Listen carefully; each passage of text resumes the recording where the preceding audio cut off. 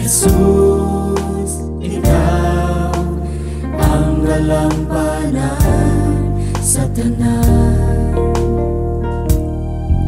Sa gugma mo walay katapusan, nayigon ka, simbahon ka, hangtod sa kahanturan.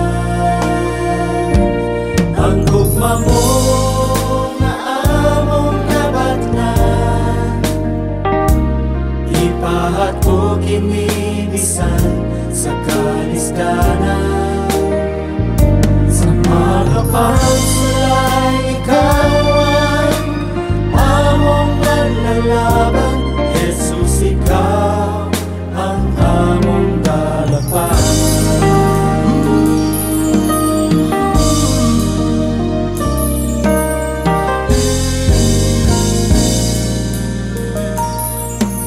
Higala, ayaw kabalaga, ay si Jesus sa kalisdanan, siya mo giya. Sa ligid lang ang gugma niya, sa walay pagduha-duha. Ang gugma mo nga among nabagnan, ipahat ko kini bisan sa kalistanan. Sa mga pagsulay ikaw ang among manlalaban, Jesus, ikaw ang among dalampanan. Sa imong pagganto sa Kalbaryo sa krus, O Jesus, ang amahan usab siya nagantos. Ikaw ug ako iyang gitubos dito sa krus, sa ligid lang si Jesus nga mananubos. Ang gugma mo nga among nabatnan, ipahat ko kini bisan sa kalistanan. Sa mga pagsulay ikaw ang among manlalaban, Jesus, ikaw, Jesus, ikaw, Jesus, ikaw ang among dalampanan.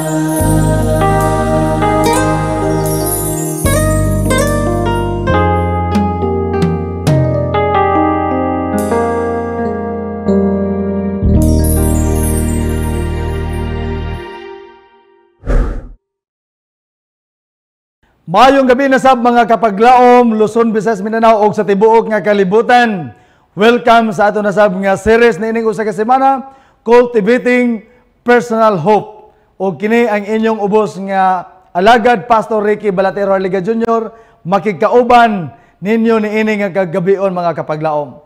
Sa dili pa ko mo ato sunahan, gusto na akong pasalamatan ang ato nga mga administrator. Pastor Arnel Binasan, our beloved President, kauban na sab sa ato nga Executive Secretary, Pastor Jun Guting, og uban usab sa atong Treasurer, Sir Elmer Manangkil, og sa ato sab nga Communication Director, Pastor Abel Vergara. Og sa tanan nga mga directors and office staff sa Western Mindanao Conference, tanan nga mga field workers, tanan nga mga pastors nga naa sa field, og bisan pa man sa mga teachers, evangelists, og uban pa tanan mga kapaglaom, og kaninyo nga nagtan-aw karon nga gabi. Daghang salamat sa inyong walay putol, walay undang nga pagsubaybay sa atong programa ni ining usa ka semana. Pipila lang kagabi ang nabilin nga kita mag-uban mga kapaglaom, og ako kamong gipasalamatan tanan, ilabi na sab sa tanan nga mga sponsors, tanan nga mga nagpaluyo ni ining nga programa, og dalaygon kay Ginoo, og ang Dios kanunay magapanalangin kaninyong tanan mga kapaglaom. Sa ato usab nga mga YouTube viewers, og sa atong mga Facebook viewers, daghang salamat mga kapaglaom. Og niini nga kagabion, sa dili pa ta moadto sa unahan, dapiton ko kamong tanan alang sa iniusa nga pagampo magampo ta. Dalaygon gamhanan namo nga Dios nga itaas-an sa mga langit. Ginoo niining kagabion, Dili kami muundang sa pagpasalamat, pagdaigda kanimo tungod sa imong pagkamaayo sa matag usa kanamo. Imo kaming gihatagan Ginoo sa kagayunan nga bisan sa amo nga kabisi. Aniya kami karon naghiusa pinaagi ni ini nga live alang sa paghatod sa mensahe sa paglaom ngadto sa imo mga katawhan. Salamat Ginoong Dios sa tanan nga mga viewers nga nagsunod matag gabi.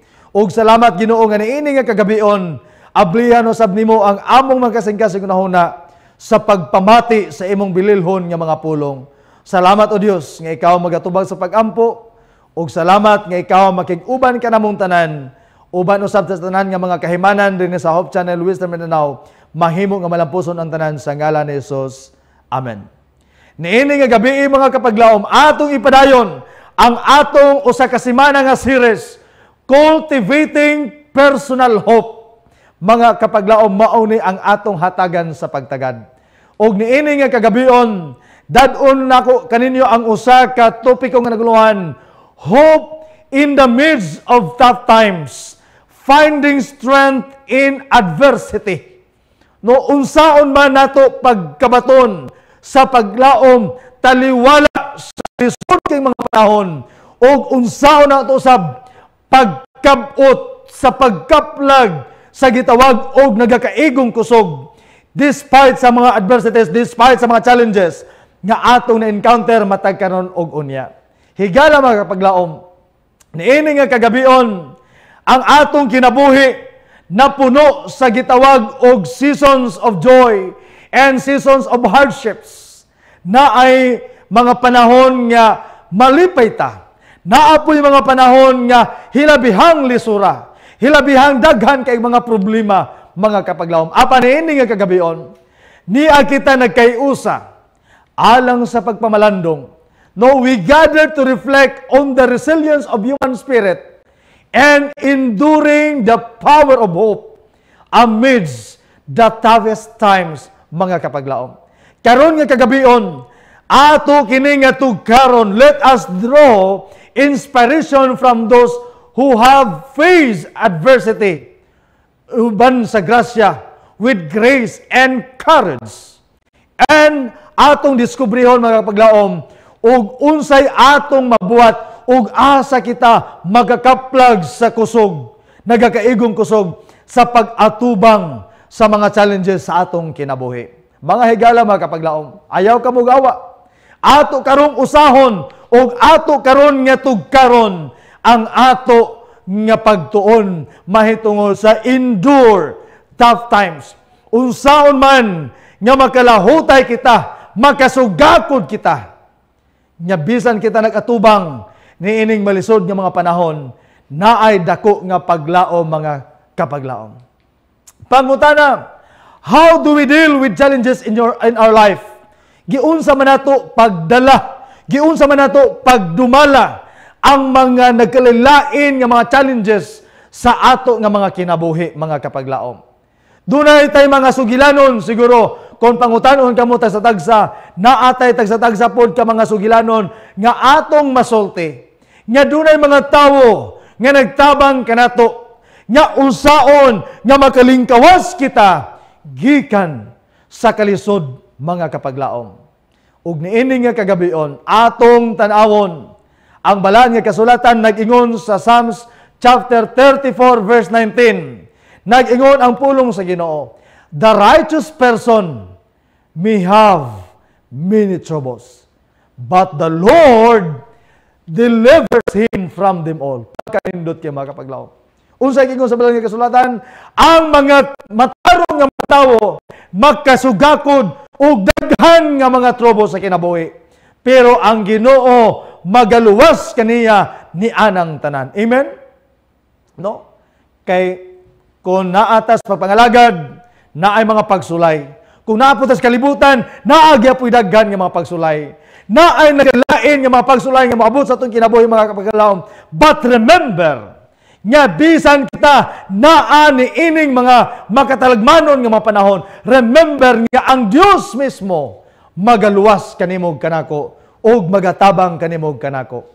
No, naay daghan nga mga kaugulanan no sa mga matarong nanong ang mga nautan, wala may mga kagulanan, naagi hapon, mga kapaglaom.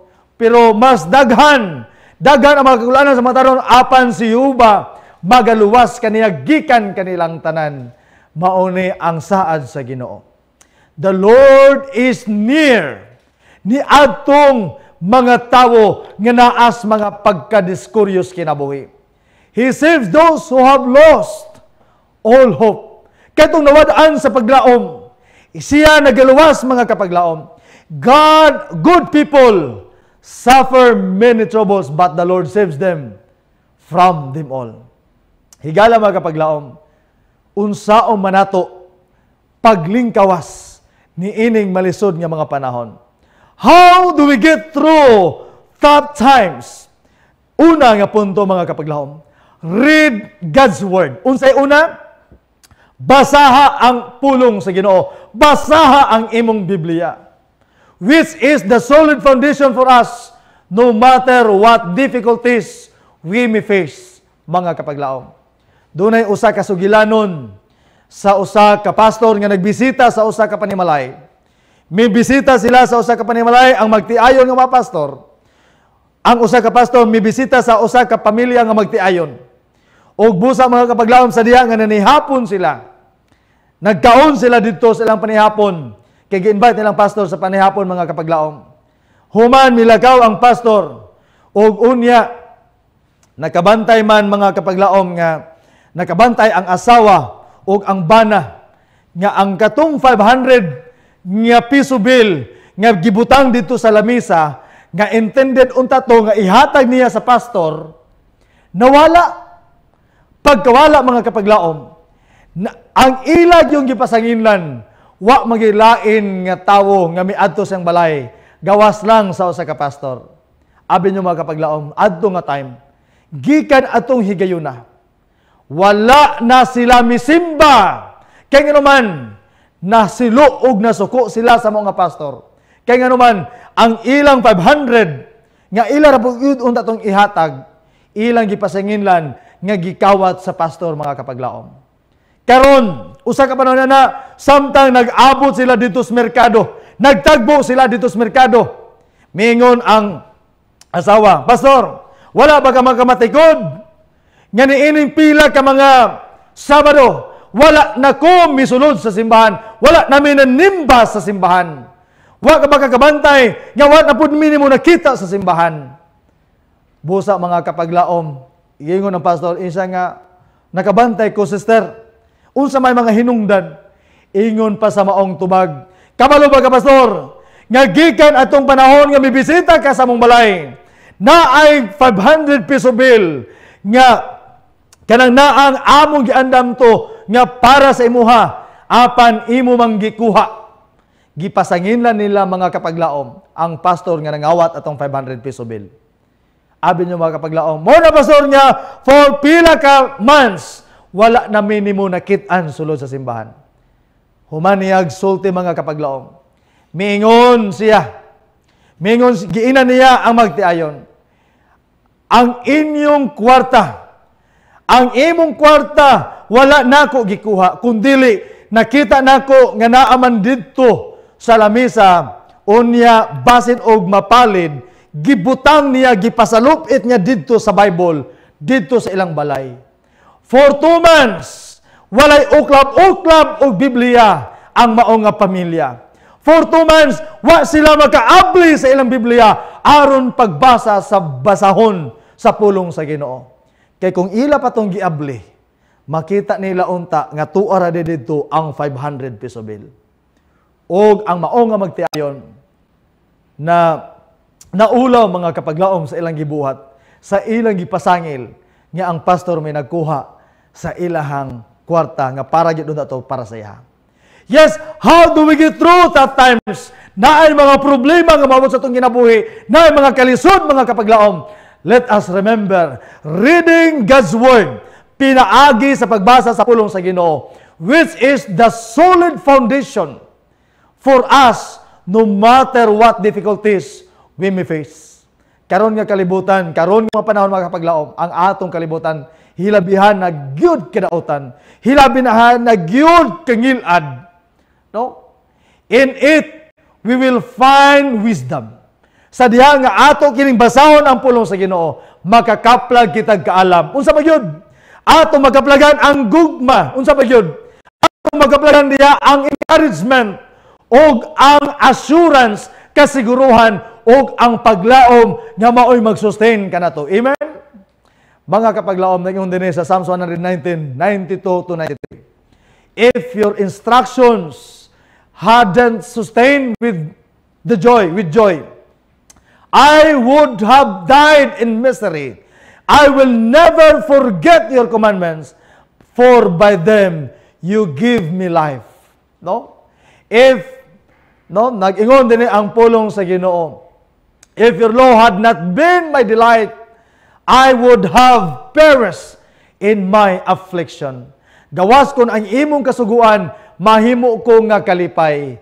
Sa akong kasakit, mahanaw unya ako. Yes, despite sa ato mga hardships, sa ato mga kasakit, mga kapaglaom, ang pulong sa Ginoo, mao ni siya maghatag kanatog kalipay, maghatag kanatog kadasig. Amen? How do we get through tough times? Ikaduha, mga kapaglaom. Receive trials.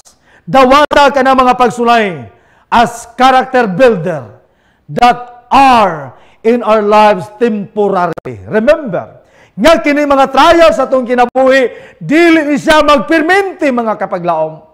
Dili ni siya magdugay sa matag usa kanato. It's just a temporary, mga kapaglaom. Trials are likened to a refining fire. Ang pagsulay nga mabuot sa atong kinabuhi, no? Sama lang kini sa usa ka gitawag og refining fire, which is used to purify gold. Sa diha mag-ulay bulawan, mga kapaglaom. Wa pa man kita kakita no nga kanang actual yun nga giulay ang bulawan. Pero sa diha nga mag-ulay kag bulawan, no, sa mga daghang bulawan din na. Kung ato nang ulayon, nagkinahanglan og grabe kainit nga kalayo, no? Aron nga ma-refine gyud, nga makita gyud, mugawas gyud dili ang fake nga gold, apan ang legit, ang genuine, ang pure gold, mga kapaglaom, maogyoy mo gawas. Yes, kini mga pagsulay sa atong kinabuhi. No? Sama kini sa usa ka refining fire. Nga muhulma kini sa atong kinabuhi. God uses them.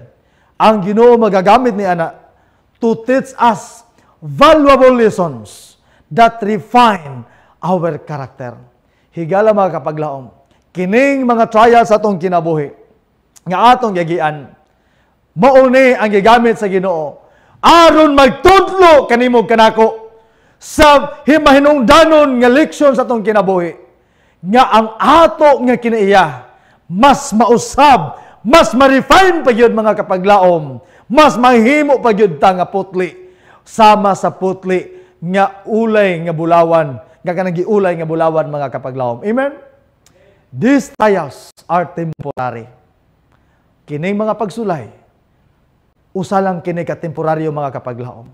And as a popular proverb says, this too shall what? Shall pass. Moagi ra ni, mga kapaglaom, dili ni magpermente sa imong kinabuhi, tungod kay ang atong kinabuhi matud pa sa luwiton, gulong ng palad.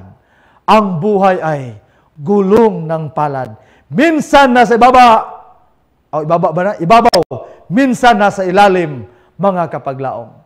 Yes, kining mga pagsulay sa atong kinabuhi, mauni sa maghatag kanatog kalig unusab sa atong relasyon diha sa Ginoo. Trials test your faith. Ang mga pagsulay, mao kini ang pagsulay sa imuhang pagtuo. Like gold in a fire, to make it pure. Dugay na ta sa pagpangalagad, mga kapaglaom. Naniguang na ta sa pagpangalagad, daghan na tag mga naagian nga mga pagsulay sa kinabuhi. Apan kumusta man kaha, milugwa na ba kaha ang putli nga bulawan, milugwa na ba kaha ang putli nga pagtuo, migitin na ba kaha ang putli nga pagtuo nato diha sa Ginoo. Mauni ang ato nga pangutana. Sama ni ining usa ka hulagway, makita nimo ang usa ka putli nga bulawan kung giagi kini o grabe ka init. Ang init, mga kapaglaom, mong utana ko, sakit dili? Sakit. So kanang mga pagsulay sakit na sa atong kasing-kasing. Apan humani ana mga kapaglaom atong makita no ang resulta ni ana tungod kay na-purify man ta sa daghan kay nga mga trials. The trial of your faith is more precious than gold. Ang pagsulay dahil sa itong kinabuhi, mas bililhon pa, mas precious pa kaysa bulawan mga kapaglaom. Amen? No? Pagkanindot kayo sa saad sa Ginoo, stand firm in the fire. Refine faith, more precious than gold. Tanawa ra gud. Ang inulay nga pagtuo sobra pa sa unsaman sa usa ka bulawan, pure and luminous, shine bright, nagasiga nagadan-ag yun. Mga kapaglaom, kumusta man kaha no ang atong kinabuhi? Makita ba kaha si Kristo sa atong kinabuhi? Or ang ato bakang kiniiya mo ay makita mga kapaglaom? Mauni ang usa ka pangutana, pero kung ang pagtuo, ang mga pagsulay nga nahulma sa atong kinabuhi, mauni siya mo resulta sa gitawag og refined faith. Amen? No? Yes, mga kaigsunan. Not only this, but we also rejoice in our sufferings. Ato ikalipay usab ang ato mga pag-antos, knowing that suffering produces perseverance. Nga kon mo antos ka, mo resulta ka na sa pagkamalahotayon. O ang pagkamalahotayon, proven character, and proven character, mo resulta ka na sa paglaom. Abi nyo mga kapaglaom, kung wa lang yung kumiantos sa akong pagka-working student, wala ko mahuman karon sa akong pag-eskwela. Kung wa ko miantos mga kapaglaom, despite sa mga trials nga ako nagian, since high school nag-working, pag-abot sa college nag-working, o karon nag-working gihapon mga kapaglaom, diha sa balaton sa Ginoo. Amen? Kung dalita mo undang, dalita mo diskuryo, tungod kay naman, naatay makita nga mga negatibo sa atong pananaw, pero kung ato nang i-turn into positive, kung ato nakita ang kiniya sa pagkamalahotayon, walay rason, ang kapobrehon, dili ni siya maoy babag sa atong kalampusan, sa atong mga panganoy sa kinabuhi. Higala mga kapaglaom, we also rejoice in our suffering because we know nga kini mga pag-antos produces perseverance. And perseverance, character, and character, mo resulta kana sa dako nga paglaom. Amen? Romans chapter 5 verse 3 to 4 na kanayon. Labaw pa nini, nagakalipay kita bisan sa atong mga kasakit. No, imagine na guna. Nga ang kasakit di ay ato dahi gyapon ni ikalipay. Sanglit na sayod man kita nga ang kasakit muhimog pagkamainantuson og ang pagkamainantuson muhimog kalig-on og ang kalig-on muhimog paglaom. Diha lamang ta makabaton sa paglaom. Cultivating personal hope. Nga nakita na ako ni, na-experience na ako ni sa akong kinabuhi mga paglaom. Nga kung naatay paglaom diha sa Ginoo, nga makultivate sa itong kasing-kasing, kita makapadayon bisan pagdaghan kitag mga anigyan nga mga pagsulay sa kinabuhi. Abi nyo mga kapaglaom, piting daghana. Siguro, kamo usab na apon mo daghang mga kasinatian, no? Kung tagsa-tagsaon tamog pasulti sa inyong mga kasinatian, dili ta mahuman og usa ka gabi. Apan, ang Salmo 35 na kanayon, for his anger lasts only a moment, but his favor lasts a lifetime. Weeping may stay for the night, but rejoicing comes in the morning. Pagkanindot kayo, na mga kapaglaom, ang kasuko, mulungtad lana kadyot, pero ang iyahang pabor, nagapadayon hangtod sa walay katapusan. Ang paghilak, tama na sa gabi, but rejoicing comes in the morning. Inig pagkabuntag, ato nasab nga mabatnan ang kalipay mga kapaglaom. Inaana ra ang kinabuhi. No? Weeping may stay for the night, but rejoicing come in the morning. Og ang ikatulo, the last but not the least. How do we get through tough times? Ang ikatulo, reach out to others who are experiencing tough times. No? Ato mga tawo nga nakasinati po og grabe ka lisod. Grabe ka mga hardships.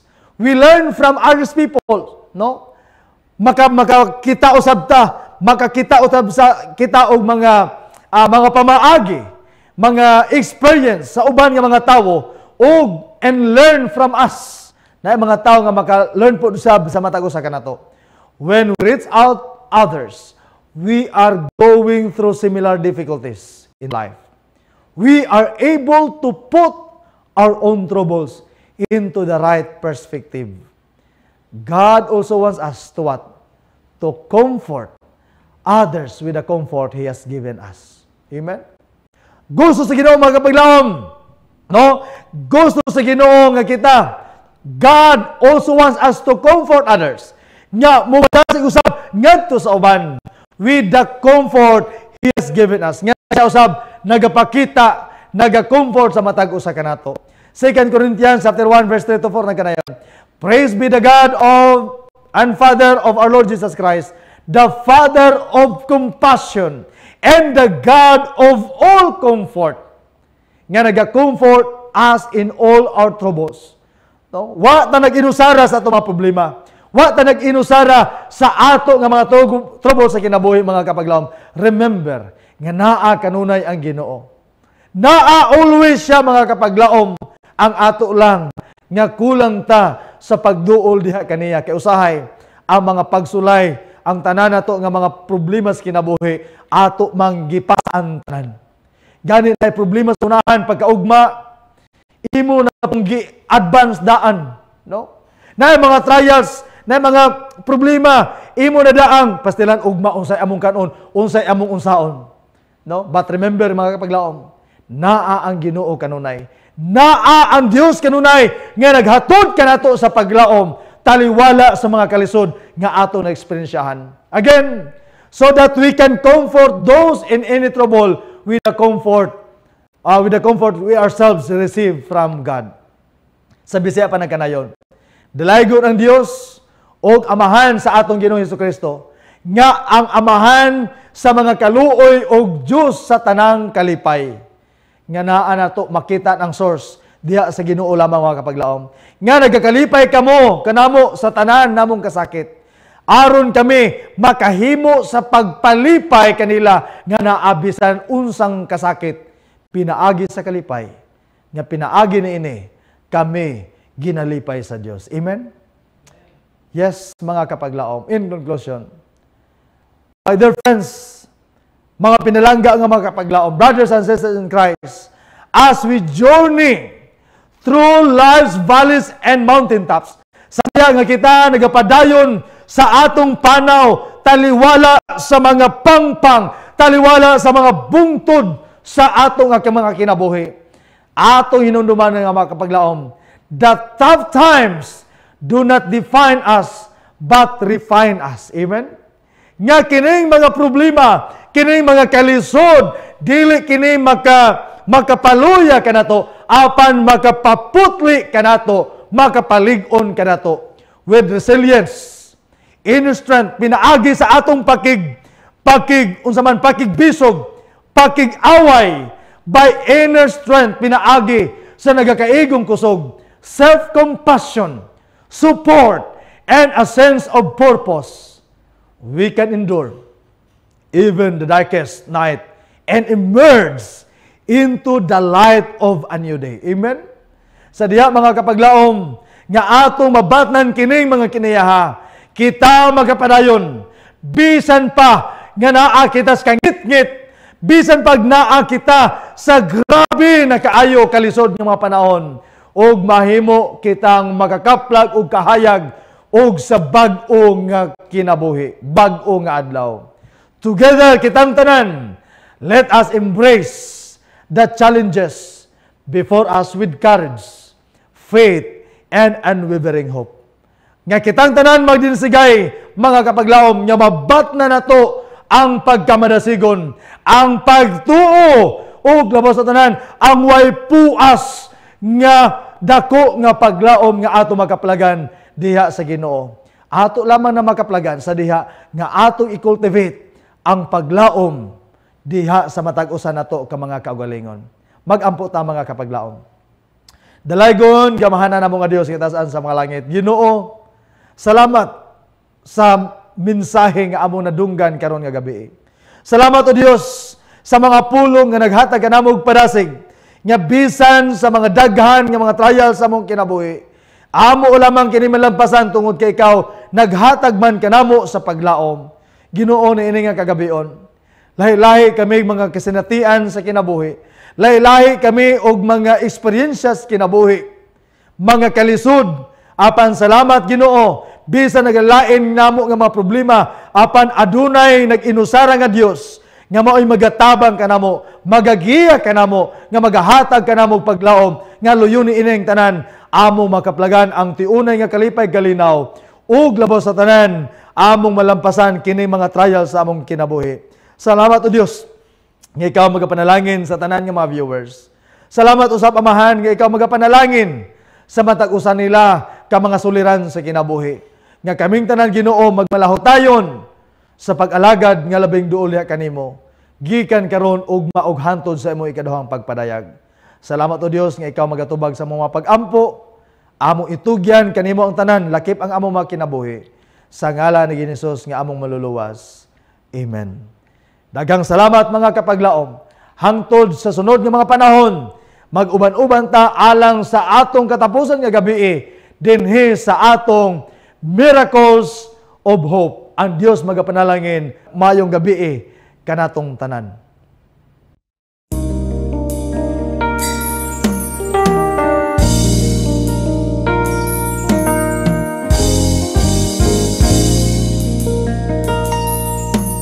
Jesus, ikaw ang galampanan sa tanan.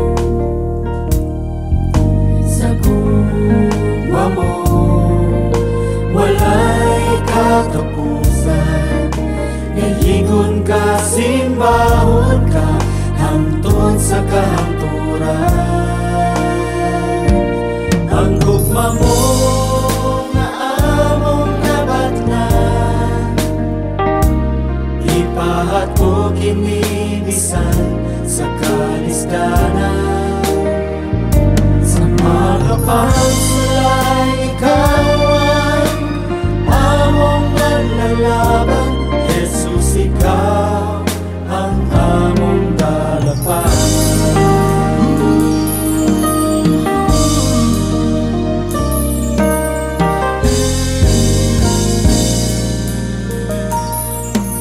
Higala, ayaw kabalaga. Ay si Jesus sa kalisdanan, siya mo giya. Sa ligid lang ang gugma niya, sa walay pagduha-duha. Ang gugma mo nga among nabagnan, ipahat ko kinibisan sa kalisdanan. Sa mga pagsulay, ikaw ang among manlalaban. Jesus, ikaw